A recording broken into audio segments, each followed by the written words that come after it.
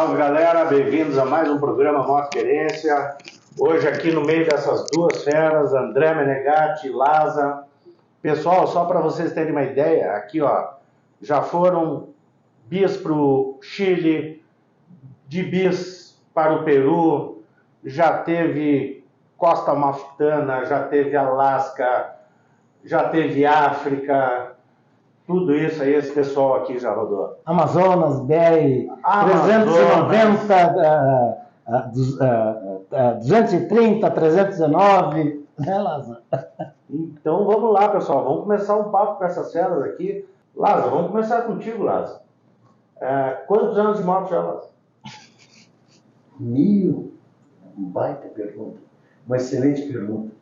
Mas assim, é um bocadinho, bastante tempo. Mais de 40 anos, tá que nem eu, mais ou menos. Por aí, bastante tempo. 40 e alguma coisa. Eu com 15 anos eu já andava, né, de moto, para fazer umas...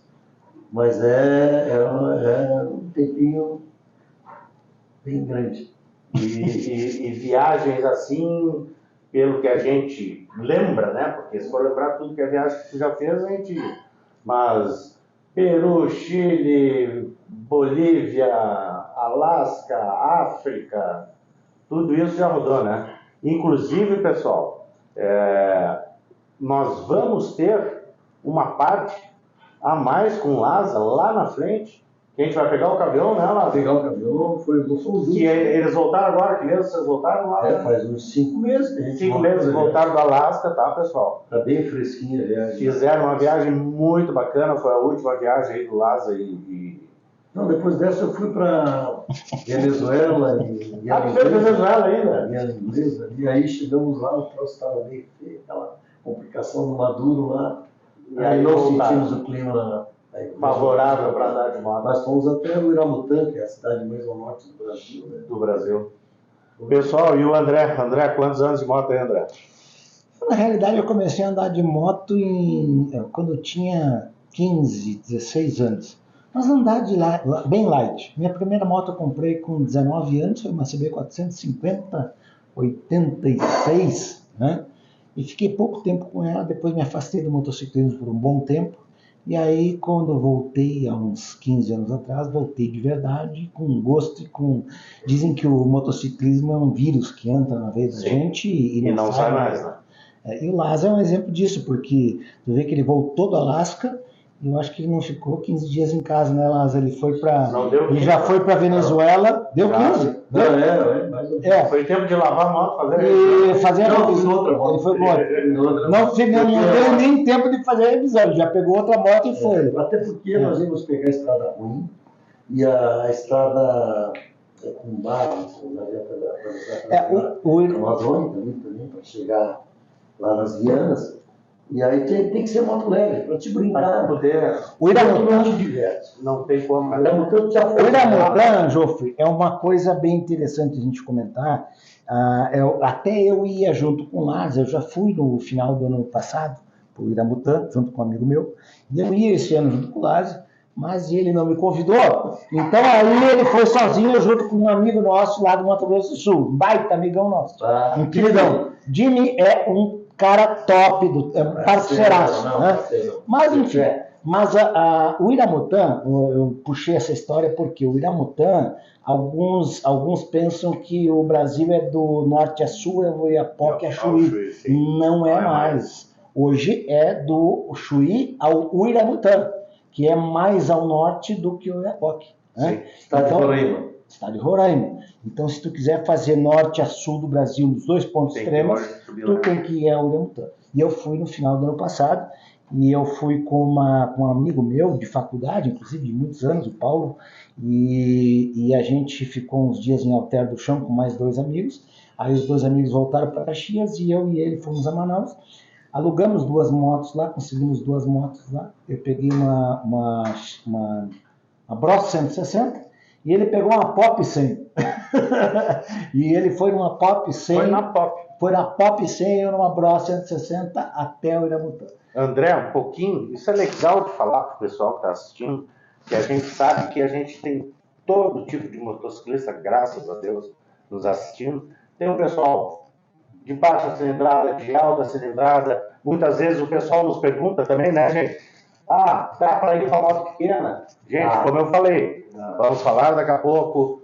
O André já fez Chile de bis, tu já fez Peru de bis, né, Lázaro? Fiz grandes viagens de bis. Grandes viagens de bis. Né? Então, Tem pessoal, outros planos ainda. bem planejado, não importa o tamanho da moto. Mas se tu pegar uma pista, não tem problema de não é oxigênio, não é pouco oxigênio. Aí injetável já vai. Tu tem que diminuir a passagem de combustível. Né?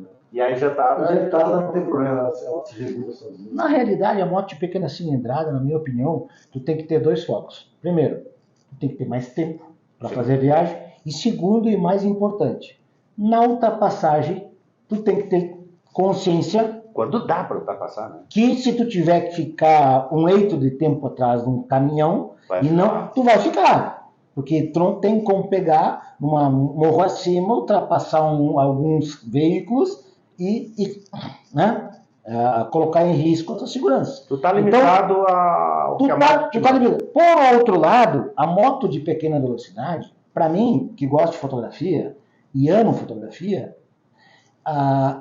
ela te propicia muita coisa. Por quê? Porque tu andando devagar, tu andando a 80, 90 km por hora, tu tem mais tempo de curtir. Tu curte muito mais. Sim.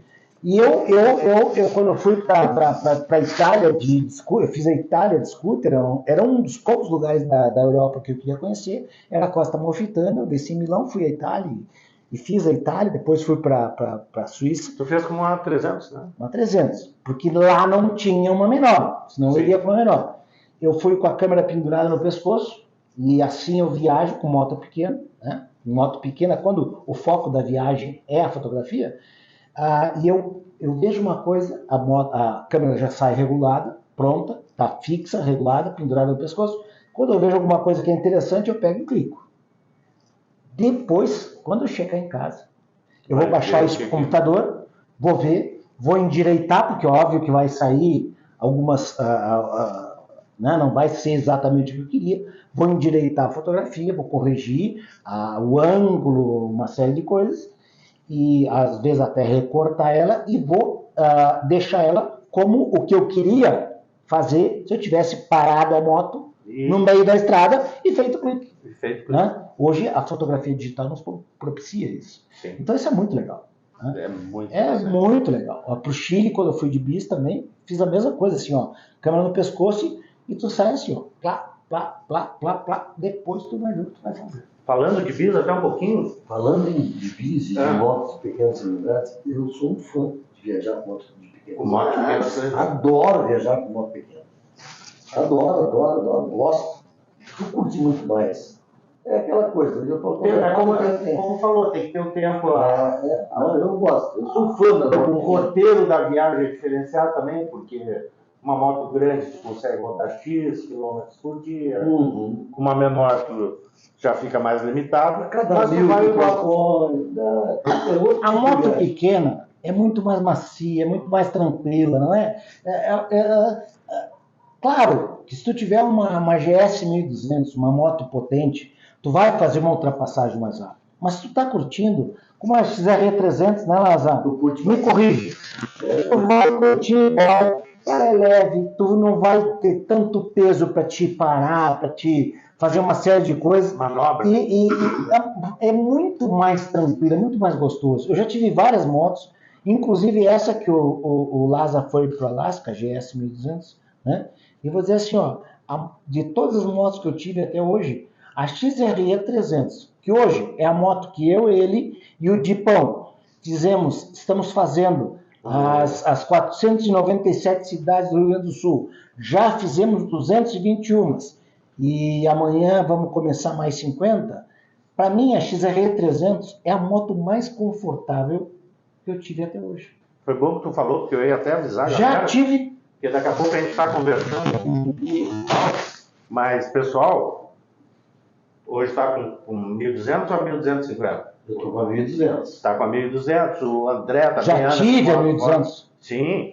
Hoje eu tenho a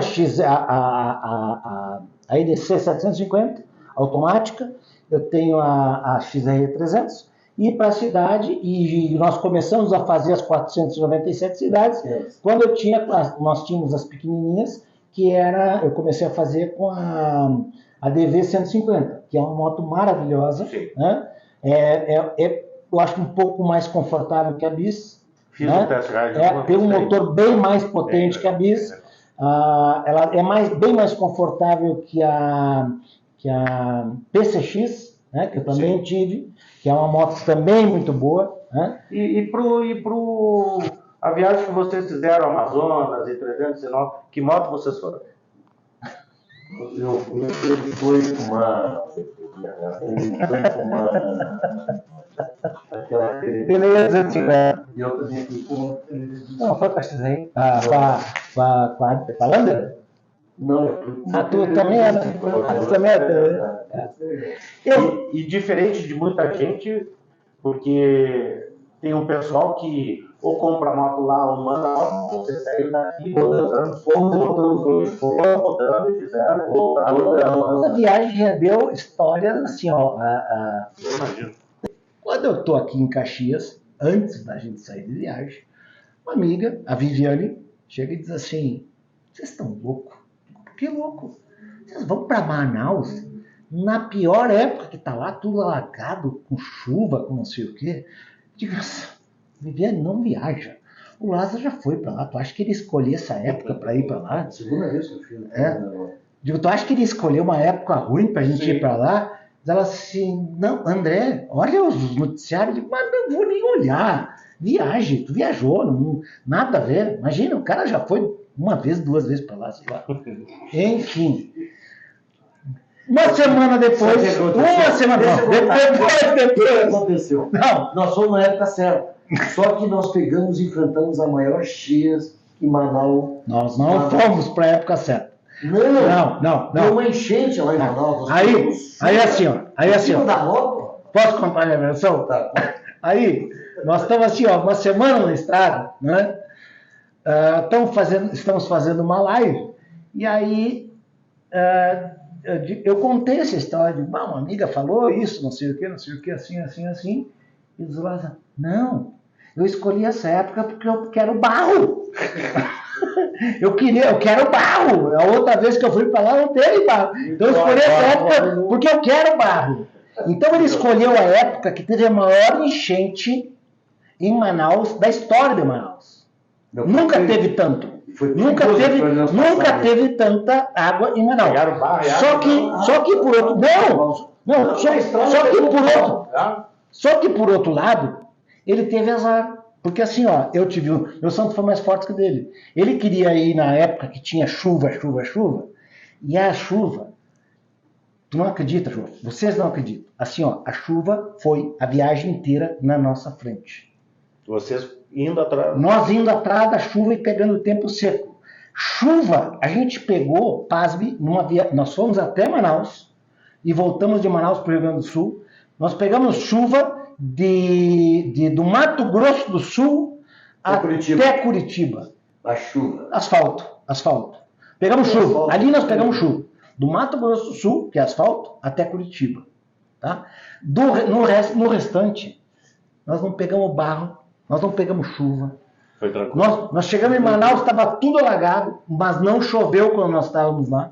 Não choveu quando nós estávamos na Transamazônica, não choveu quando nós estávamos na 319. Né, Lázaro? Os planos dele furaram completamente. Todo o barro que ele queria. Todo o barro que ele queria, não teve barro. Nós pegamos assim, ó. Eu acho que teve um trecho da. A primeira vez que eu fui, peguei muito barro.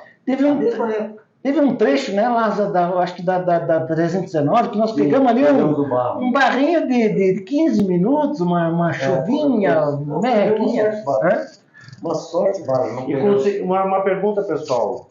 Conseguiram dormir todas as noites em hospedagem, hotel, ou algo assim, ou teve alguma noite? Toda a BR-300, toda a 230 Transamazônica tem. Não, mas eu digo assim, justamente por causa do tempo de chuva, tudo que muitas vezes dá um atraso, não passaram tranquilo. Bem tranquilo. Lugares simples, né? Muito simples. Muito simples, coisas assim bem básicas. mas conseguimos em todos os locais assim, né, Lázaro? Não teve nada assim que a gente dissesse, acho que não lembro de algo que fosse algo difícil. Não, tá. Nós tínhamos uma barraca, né? Tinha barraca para emergência e Tinha lugar para onça?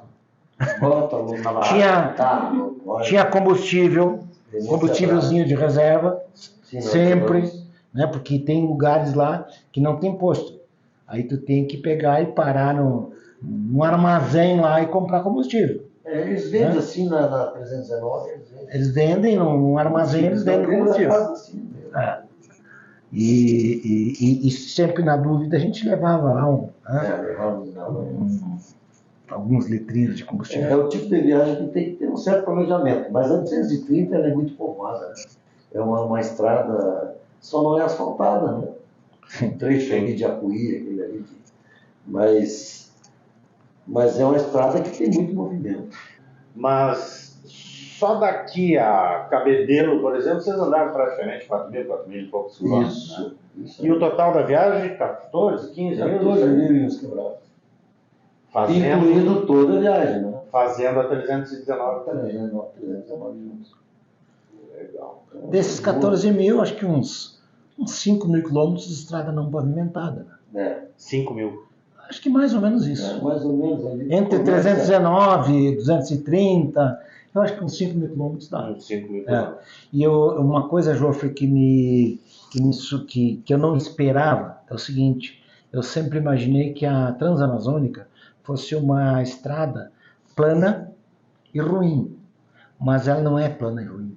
Ela assim, ela tem sobe, desce, curva, e em função da grande quantidade de chuva que cai lá, o que acontece? Onde existe numa estrada os 2 trilhos, um de cada pneu, né, aqueles trilhos viram sulcos, e esses sulcos esses sulcos são valetões que são dessa largura e de 30, 40, 50 centímetros de profundidade. Então, o que sobra de possibilidade? Tu tem que andar no meio dos 2 sulcos ou nas laterais. Só que em um determinado momento, está no meio e a água faz com que o sulco atravesse. Né? E aí tu tem que pegar e passar ali rachando, porque se tu frear, tu vai entrar ali e vai se quebrar. Sim. Eu não acreditava, quando eu comecei a ver aquilo que eu não imaginava que existia, eu não acreditava que eu fosse sair de lá sem um tombo. E graças a Deus consegui fazer tudo isso, né, Lázaro? Nós dois. E ele, além disso, o André teve problemas de suspensão na moto. Quebrou um amortecedor, né? Quebrou vários. Eu fiz a maior parte, eu troquei 3 amortecedores, né? E assim, eu fiz a maior parte da Transamazônica sem amortecedor traseiro. Então, minha moto era uma cabrita, assim, ela batia, se eu tivesse sentado, ela me catapultava, era muito louco. Não teve uma situação que quebrou, inclusive, o teu baú, o suporte do baú, quando nós estávamos quase chegando em Manaus, nós passamos numa estrada asfaltada, né? Um trecho asfaltado que estava alagado, né? E aí a gente não enxergava o asfalto. Então a gente foi, metade da roda. Cobria metade da roda, não enxergava o asfalto. Aí eu passei nele e a roda traseira entrou, e quando ela entrou, eu acelerei, saí, e quando saí, a correnteza quase me levou para o rio, né? E eu puxei e veio, só que nesse levar para o rio, eu não tinha nem visto. Nessa batida, eu puxei, e quando eu saí daquela correnteza, eu não me lembro se foi o Lázaro ou o Marquinho, olha para trás, e aí atrás estava o meu bauleto pendurado, mas pendurado assim, estava a um fio dele cair. Computador tudo, se tivesse caído, se tivesse quebrado e caído, ia rio abaixo o computador e tudo. Aí peguei, andamos um pouquinho adiante, nós ia ter uma balsa para chegar em Manaus, aí paramos ali, aí eu peguei, arranquei, quebrei de vez o troço, amarramos lá, fizemos uma gambiarra. Em cima do banco, meio banco. Meio banco para cima, não tinha carona, agora vai, né? E chegamos lá com o computador e coisa. E Lázaro, o que tu me diz, África? Rodaram no chão, pegaram só asfalto? Essa viagem da África foi planejada pelo Castilho e e pelo Renato Lopes, os dois que planejaram a viagem. Eu fui de carona. Mas foi uma viagem assim, nós rodamos 5 países da África do Sul. Foi um espetáculo de viagem, foi muito lindo. Visitamos 3 grandes parques lá, em Kruger, que é o maior parque da África, lá da África do Sul. E aí tu vê os 5 fires, né, os 5 maiores, e aí chegamos os bichos lá, muito legal. Nossa, assim, lindamente. Muito chão? Muito. Não, o chão até não foi tanto, né? Não. Porque a África, o legado que os ingleses deixaram lá foi um paizão de primeiro mundo. Só estradão, lindo pra caramba. Mão inglesa mesmo, acho. Primeiro dia tu pilota ali naquela mão inglesa com muito cuidado. Segundo dia tu já está mais à vontade. O terceiro dia já estava em casa. Quando eu ia para a Inglaterra, eu sempre digo, pilotar na mão esquerda. O problema é a rotatória. A rotatória, na primeira tu vai errar sempre. Não tem como. Mas foi muito bom. Foi uma experiência legal. E eu andei agora na mão inglesa agora há pouco lá em Letten, que é uma cidade da Guiana Inglesa ali. Aí mão inglesa também. Lá nas quantos dias essa aí tu fez Guiana? Essa deu uma viagem de 10 mil quilômetros. Uma viagem curtinha. Ali depois de Roraima, do Uramutã? Depois de Uramutã, eu estive lá de carro, junto com o nosso mano lá. Mão inglesa lá também. Mas assim, respondendo a tua pergunta, a África, recomendo. E nós alugamos as motos lá. Né? Foi um planejamento excepcional do Renato Lopes e do Castilho. Inclusive, falei com ele semana passada. Diz o Renato, né? Que vai vir para o programa também, né? Estou aguardando. O Renato é história. O Renato não é história, o Renato é outra lenda. O Lázaro é uma. O Renato é outra. Vou comentar que se o Renato com certeza vai nos ver, Renato, tu e Lazareno Cardoso nos inspiram. Fique claro isso para todos os motociclistas. Renato tem história forte aí no motociclismo. Ele diz que com calma ele vem e vai falar. O pessoal vai adorar. Espetáculo. Galera, fazendo uma pausa aqui, só lembrando, hoje, agora no horário do programa, já iniciou o Motofest em Jaguarão. Então, quem puder ainda, tem tempo, dá para ir amanhã, dá para ir no sábado. Pessoal que estiver aí perto, Pelotas, Bagé, muito mais fácil. Pessoal, vamos prestigiar essa festa, que está muito legal. O pessoal está investindo, é o 23º ano da Motofest. E nesse papo com vocês, queria que vocês ajudassem, até porque vocês já sabem a ideia do programa, que é trazer o motociclista gaúcho, falar sobre o motociclismo do Rio Grande do Sul, e nós temos grandes motociclistas em moto velocidade, em trilha, em motocross, em motoviagem. O que vocês, na experiência de estrada e na experiência de vida e de motociclismo, vocês passariam para o motociclista? Amigos do Motoquerência e motociclistas, né, que pretendem fazer viagens tipo as nossas ou qualquer outras viagens. É assim, gente, a moto é só um meio que leva a gente, só um meio. O que vale é o motociclista que está ali pilotando. Você vai viajar com uma moto pequena, o que tu tem que ter um cuidado com a moto? Quais os cuidados? Troca o óleo a cada 1000, João. Cada 1000, moto pequena, bis, as motinhas pequenininhas. Lubrificar a correia, né? É por aí. Planeje a viagem, marca a data e parta. E seja feliz. Um beijo no coração de vocês.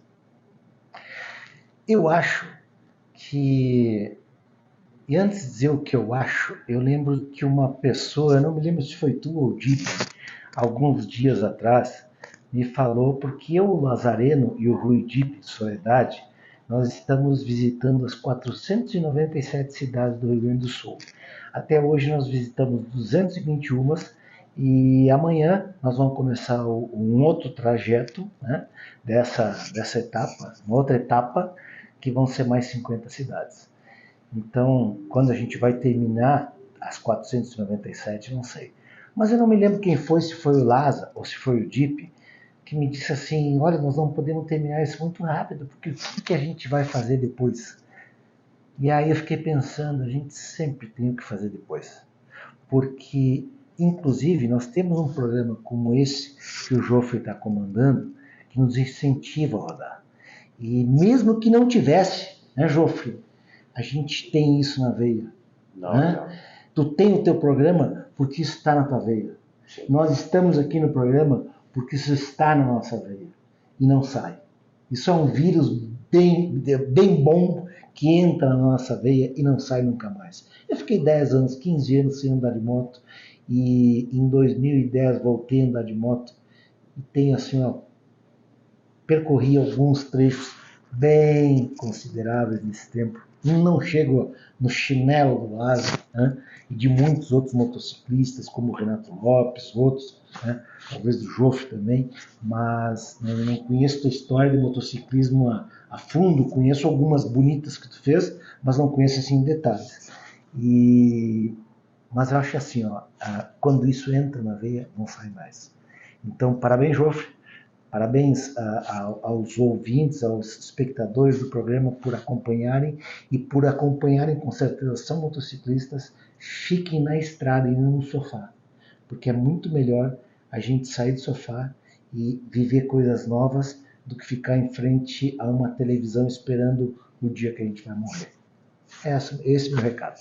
Fazer e acontecer ao invés de ver os outros na TV. Amém.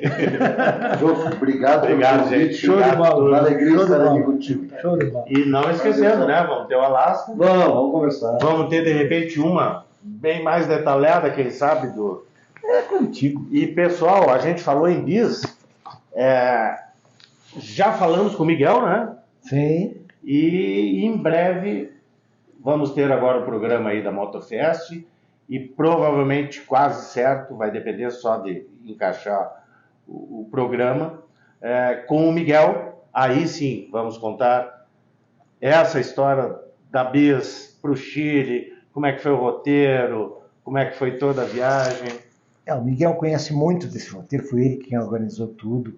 Ele é um dos fundadores, ele é o fundador da confraria da bis, então ele, assim, ó, ele com certeza é a pessoa mais capacitada para participar disso e dar toda a expertise dele para... gosta da coisa. Para quem curte andar de moto e principalmente moto pequena. E, sempre lembrando, moto pequena e moto grande não faz a diferença. A diferença é a vontade de andar. Né? E é isso aí, pessoal. Gosta de moto, quer um bate-papo de moto descontraído? É isso aqui, ó. Assiste o nosso canal todas as quintas-feiras, canal 520, BATV e também no YouTube. Obrigado, pessoal. Um abraço.